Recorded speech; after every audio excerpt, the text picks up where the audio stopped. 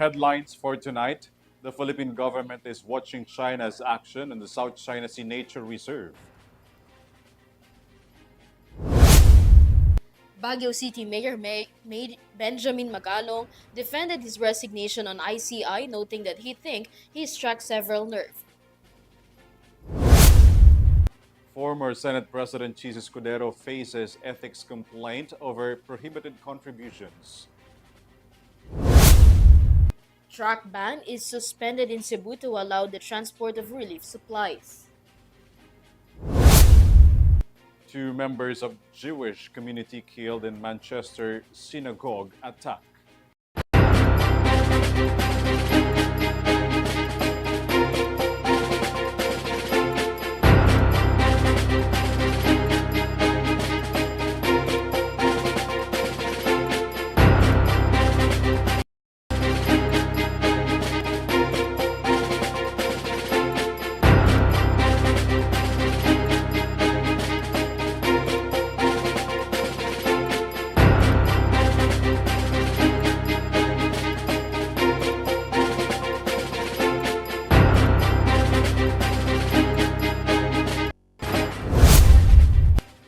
Good evening, bring the latest news for tonight. I am ALVIN PELOBELLO. And I am KRIZZA Lopez. This is Eurotv News Thread. The details on our broadcast.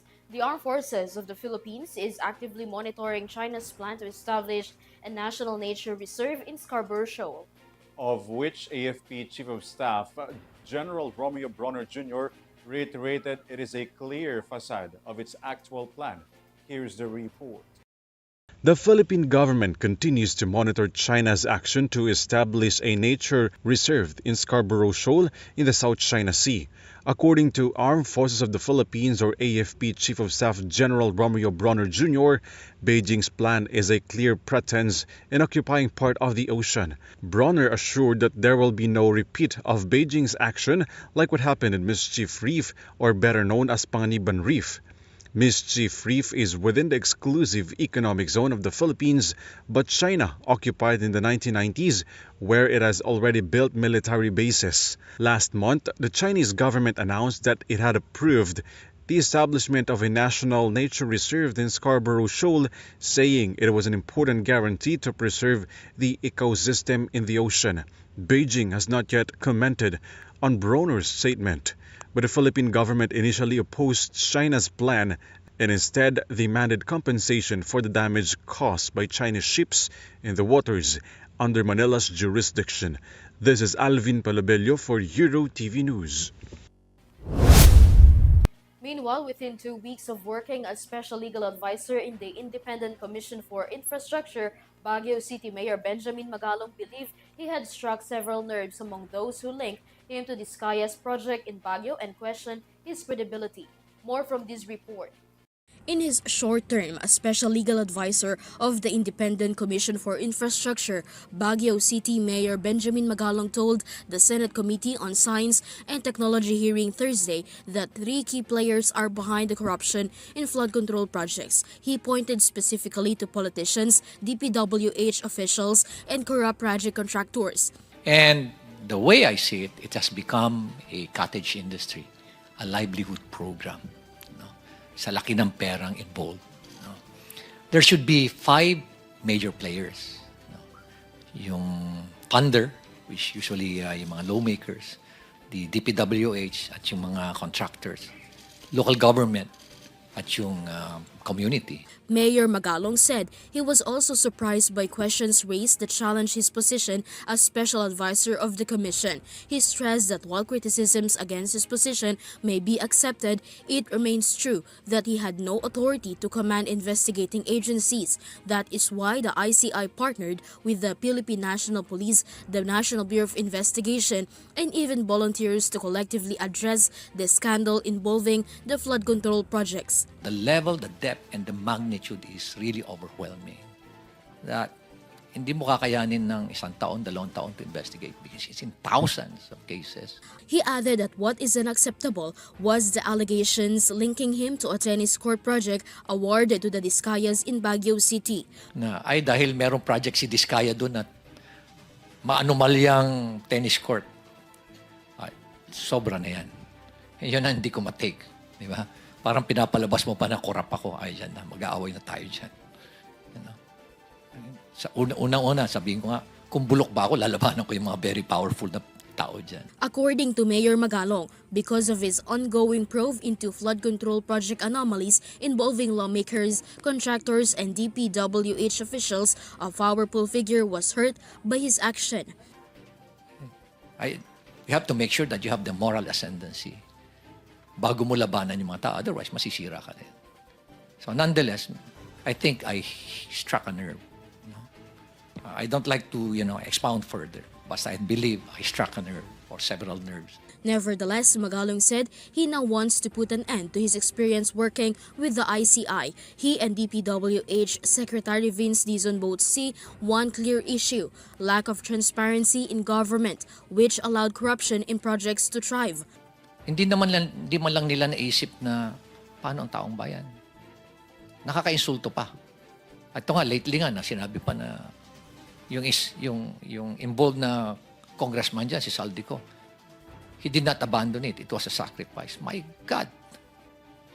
Nagdakaw ka ng bayan, kasi sasabihin mo, it was a sacrifice on your part. And it's not an abandonment. Ganyan na ba kababa yung standard natin sa Kongreso, Mr. Chair? Ganyan na ba tayo kawalang hiya ngayon? Manhid? During the Senate committee hearing, one solution raised was the use of blockchain technology to modernize fund monitoring. According to committee chair Pam Aquino, every peso of taxpayers' money can be tracked. He added that this would strengthen collaboration among government branches, the executive, legislative, and civil society in upholding democracy in the country. Baguio City is among the first to implement a blockchain system in its government. This is KRIZZA Lopez for Eurotv News. An ethics complaint was filed against Senator Francis Cheese Escudero amid the escalating flood control corruption scandal. The complaint alleges he accepted a 13 million pesos campaign donation from a government contractor. Mia Layagin has more. Recent developments related to the flood control corruption scandal cites an ethics complaint filed against former Senate President Francis Cheese Escudero. On Thursday night, Attorney Marvin Aceron filed the complaint before the Senate Committee on Ethics and Privileges in relation to the 30 million pesos campaign donation the senator received from Centerways Construction and Development Incorporated President Lawrence Lubiano. During September House inquiry on flood control anomalies, Lubiano admitted into donating the said money to Escudero to support his 2022 elections campaign. Lubiano, however, clarified that it was a personal and private donation and not affiliated with his company, which has a contract with the government during that period. Aceron cited violation of the Omnibus Election Code on receiving prohibited contributions from persons with government contracts. The Commission on Elections on Wednesday confirmed that Lubiano's camp have appeared before the body for the investigation, while Escudero was already summoned. Aceron highlighted in the complaint that the Senate should act upon the issues and irregularities linked to its members and should not shield them from the inquiry. Following the complaint, Escudero said that he was not surprised into having one. Escudero believes that this complaint is a consequence of tagging former House Speaker Martin Romualdez in the infrastructure corruption scandal. He added that this is yet another harassment scheme from those behind the scripts against him. Escudero further added that he is willing to prove that this complaint is politically motivated. On the other hand, Romualdez described Escudero's privileged speech as another DDS script linking him with the issue. Romualdez further emphasized that instead of tagging him, Escudero should focus on the allegations against himself. This is Mia Layagin for Eurotv News. President Ferdinand R. Marcos Jr., in recognition of the sacrifices made by overseas Filipino workers, led the distribution of a 10,000 peso financial assistance package for eligible family victims of typhoon. Shai Morales has more. Nanay Felipaz is one of the 3,000 families of overseas Filipino workers, or OFW, in Pampanga, which was affected by flooding caused by consecutive typhoons that hit the province. According to Nanay Felipaz, it is common in their area to be flooded, since Barangay Batang 2nd of Sasmuan, Pampanga is a coastal area. She added that to be able to attend the distribution of action funds in Brenzi Giaug Convention Center, in San Fernando, Pampanga. She even had to ride a boat. Sumakay po ng bangka, madaling araw po, alas 4 ng madaling araw para po maaga kami talagang halos mga bahay doon talagang binabaha na rin. President Ferdinand Bongbong Marcos Jr. led the distribution of the financial assistance worth 5,000 pesos per eligible OFW family under the Action Funds of the Department of Migrant Workers or DMW, and another 5,000 pesos from the Office of the President, which serves as a reward for OFW sacrifices to contribute to the country's economic development. Bilang tugon sa matinding pinsala ng mga nagdaang habagat at bagyo, magbibigay ang Department of Migrant Workers ng tulong sa pamamagitan nitong Action Fund. 3,000 benepisyaryo mula sa mga apektadong lugar sa Pampanga ang makakatanggap ng tigli 5,000 piso bawat isa bilang tulong sa inyo. At dahil sadyang malapit kayo sa puso ko, ang tanggapan ng Pangulo ay magbibigay din ng karagdagang tigli 5,000 piso para natulong sa inyo. Also present in the distribution are Migrant Workers Secretary Hans Leo J. Cactac, Pampanga Governor Lilia G. Pineda, Technical Education and Skills Development Authority or TESTA, Secretary Jose Francisco Benitez, Overseas Workers Welfare Administration or OWA Administrator Patricia Yvonne Kaunan, and local officials of Pampanga's provincial government, and the Department of Labor and Employment or DOLE. Sobrang laking tulong po sa amin ito. Lalong-lalo na po ngayon sa kahirapan na may pandemic po tayo na sa bagyo. Lalong-lalo na po kami, wala pa po kami ng trabaho. Kaya po, nagpapasalamat kami dito sa programang ito. Opo, sapat na sapat po kasi nakakatulong nga po siya sa amin. Kahit na maliit lang po ito, kapag kami po ay kumain ng ganoon na galing sa kanila, siyempre po, yung pagtanggap po namin, talagang pusang loob po, talagang feel na feel po namin. Meanwhile, to address the widespread issue of illegal recruitment and human trafficking among OFWs, a province-wide convergence memorandum of understanding or MOU was signed by DMW and the provincial government of Pampanga. Also signatories of the agreement are OWA, DOLE, and TESDA. According to DMW Secretary Hans Leo Cactac, the agreement aims to institutionalize a mechanism of anti-trafficking and anti-illegal recruitment in the province. This is Shai Morales reporting for Eurotv News. Amid the ongoing relief and response program after the destructive earthquake in Cebu, the Department of Budget and Management has approved the release of the Calamity Fund for the Department of Social Welfare and Development and the Department of Public Works and Highways. The additional Calamity Fund will be utilized for the replenishment of relief goods and the repair of damaged infrastructure. More from this report.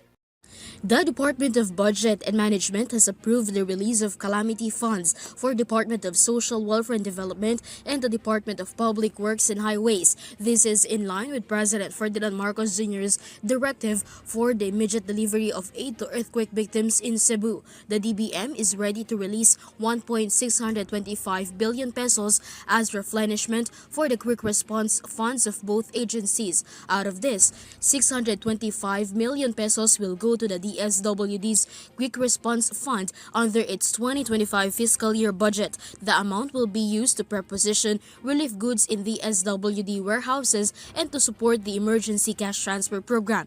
Meanwhile, 1 billion pesos will be allocated to the DPWH for the rehabilitation and repair of damaged buildings, roads, and bridges, as well as payments for equipments. The Calamity Fund of each agencies serve as a standby fund for relief and recovery programs during calamities. This is KRIZZA Lopez for Eurotv News.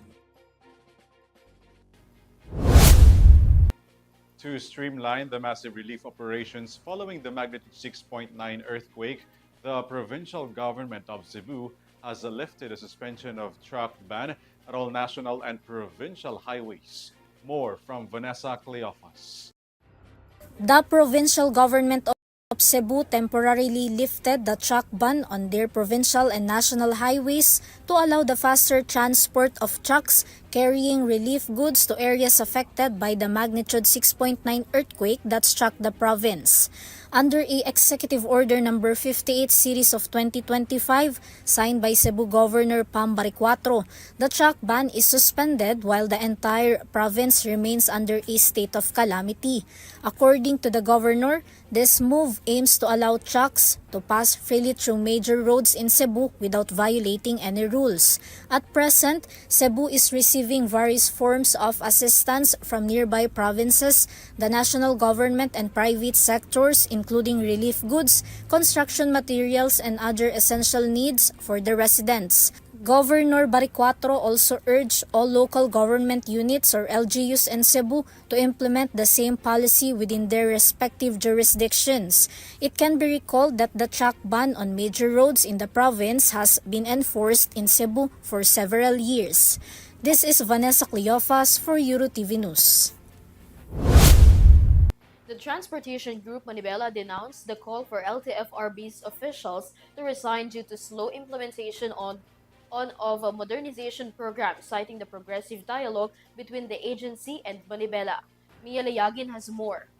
Ang dati nilang kakampi na si Chairman na LTFRB Chairman Chopi Luguadis at NCR Director Sona Tamayo, pinagre-resign nila. Ano na ba ang nangyari? Hindi po ba? May LQ ba kayo talaga ngayon?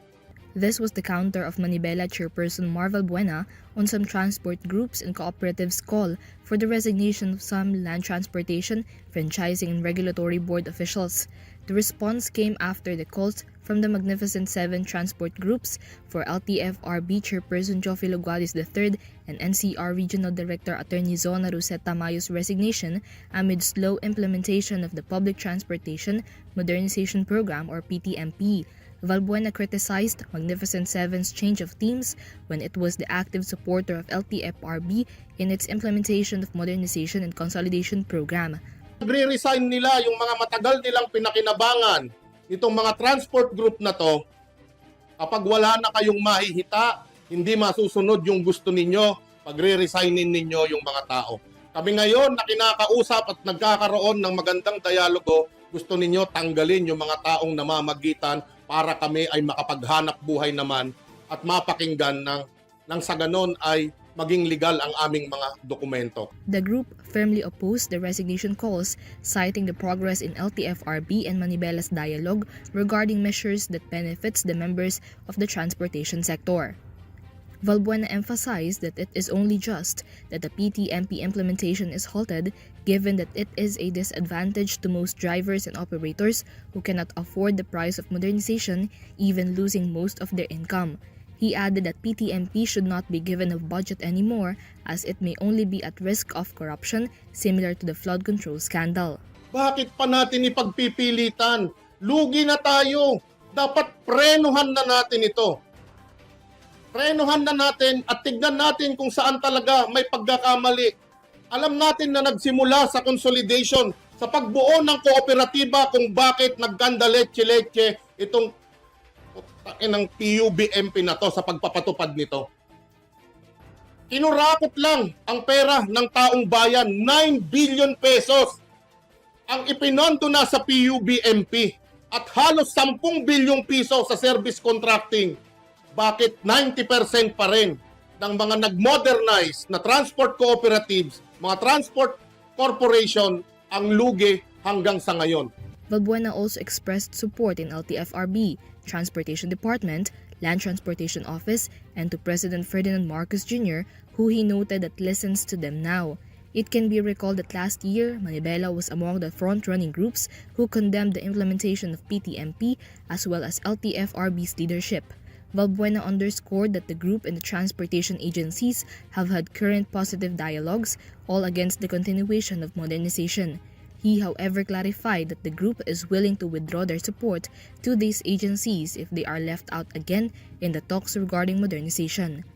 Pero kung pagbibigyan kami sa amin ding mga hinaing at mga hiling na kami ay malaya din na makakapaghanap buhay, bakit pa namin aawayin ng LTFRB at DOTR kung hindi naman kami sinasakal? At kung meron kaming mga provisional authority at meron kaming mga prangkisa, meron kaming mga rehistro, at makakapaghanap buhay, makakabiyahe kami ng maayos, hindi na namin aawayin o hindi kami babaliktad dyan. Yun lang naman ang dahilan kung bakit namin ipinagtatanggol ngayon ang DOTR, ang LTFRB. Dahil nga pinakikinggan na kami ngayon. Hindi din na ganun ang mangyari. Kung masasaktan din kami na kami ay patitigilin sa biyahe ng walang dahilan, ng dahil lamang sa consolidation na unconstitutional, hindi din kami papayag. The group further expressed commitment to continue their fight and calls for the extension of franchises and registration for PUV drivers and operators. This is Mia Layagin for Eurotv News. The Philippine Charity Sweepstakes Office has delivered millions of relief goods and mobilized multi-agency logistics efforts, including PCG vessel Gabriela Silang, to assist communities in Masbate and Cebu suffering from Typhoon Opong and the magnitude 6.9 earthquake. Catherine Landicho with the report. In line with President Ferdinand Bongbong Marcos Jr.'s directive for all government agencies to assist in disaster response effort, the Philippine Charity Sweepstakes Office, or PCSO, swiftly extend aid to individuals affected by recent natural calamities. Million worth of relief goods and evacuation kits have been delivered by the PCSO to areas hit by Typhoon Opong and the magnitude 6.9 earthquake. In Cebu, 12 patient transport vehicles or PTVs were dispatched, while 5 dump trucks from the Metropolitan Manila Development Authority or MMDA were used to deliver essential supplies. The relief convoy also included 5 wing vans and a bus loaded with goods for distribution. Daily deliveries are ongoing via C-130 aircraft and the Philippine Coast Guard or PCG vessels to ensure uninterrupted supply to the affected communities. Additionally, the PCSO relief caravan is scheduled to depart from the Manila on October 5, bringing more assistance to provinces impacted by the calamities. In partnership with the MMDA and the Light Rail Transit Authority, the caravan will transport substantial quantities of relief supplies to areas in need. Meanwhile, the province of Masbate has been placed under a state of calamity due to the severe storm's damage. In Cebu, approximately 20,000 individuals were displaced by the earthquake, particularly in the cities of Bogo, Medellin, and San Remigio. This is Catherine Landicho for Eurotv News. The Social Security System announced the opening of its Calamity Loan Program for members affected by the magnitude 6.9 earthquake in Cebu and recent typhoons, offering financial relief of up to 20,000 pesos at a lowered 7% annual interest. Vanessa Cleofas returns.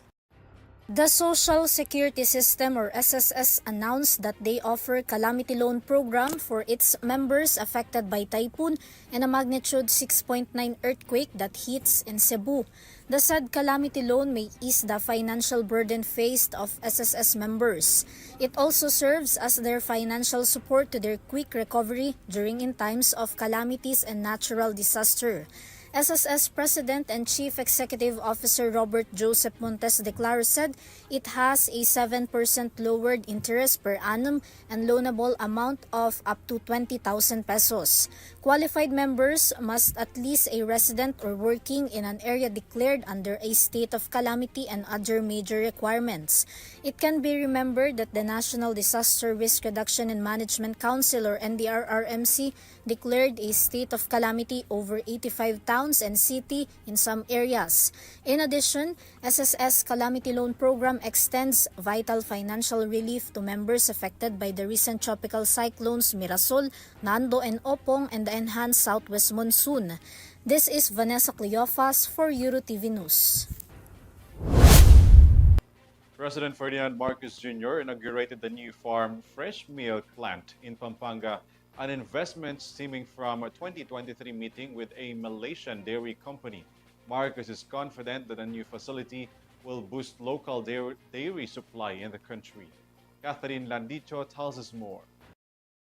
President Ferdinand Bongbong Marcos Jr. expressed confidence that the newly inaugurated farm fresh milk plant in San Simon, Pampanga will significantly boost the local milk supply and contribute to the country's food security.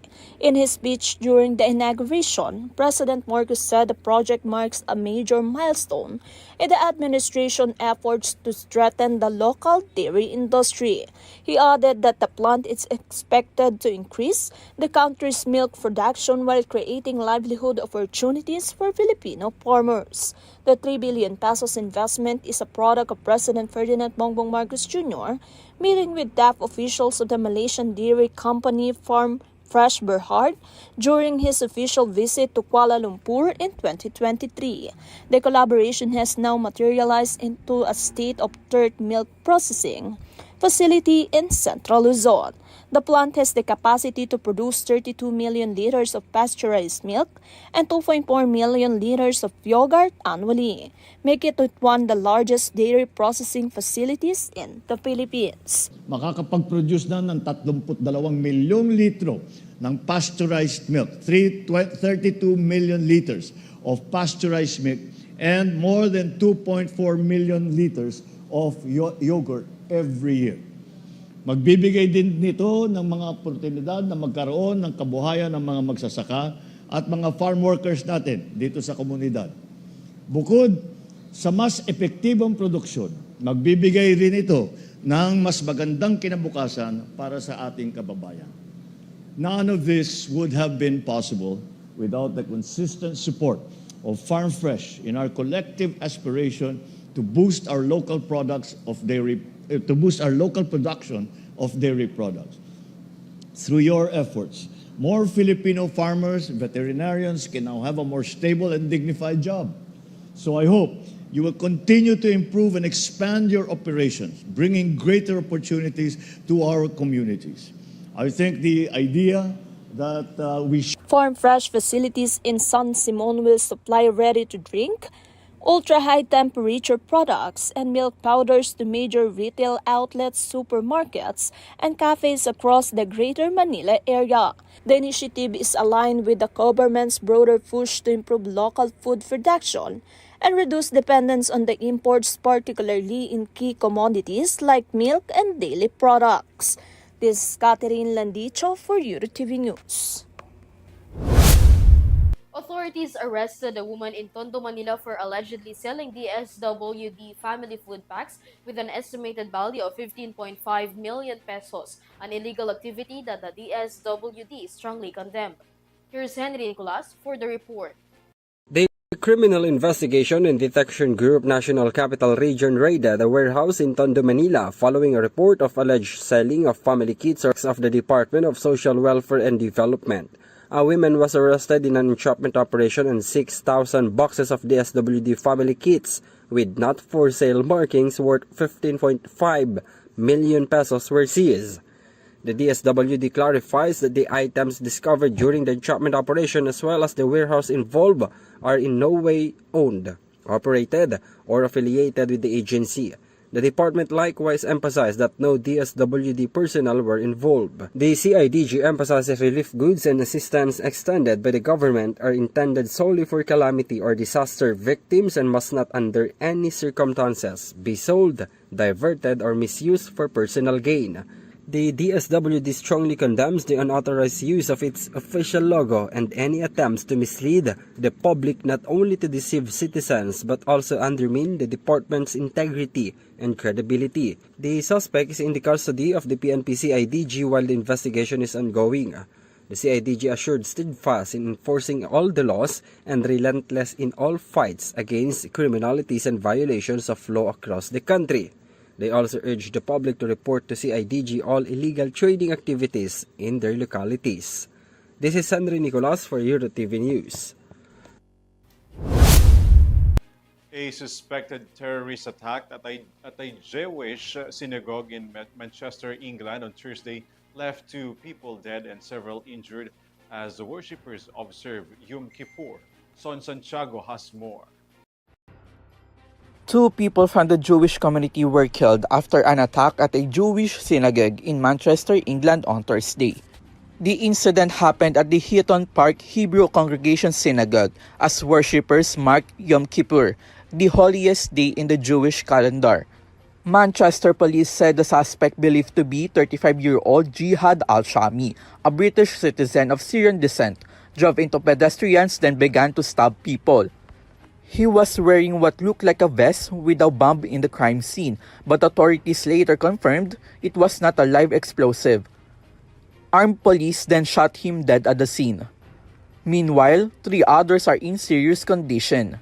The motive of the attack is still under investigation, but Britain's top counter-terrorism officer has declared the case a terrorist incident. Prime Minister Keir Starmer, meanwhile, pledged tighter security and expressed solidarity with Britain's Jewish community. Israeli Foreign Minister, however, criticized Britain, saying it has failed to curb rising anti-Semitism or prejudice against Jews.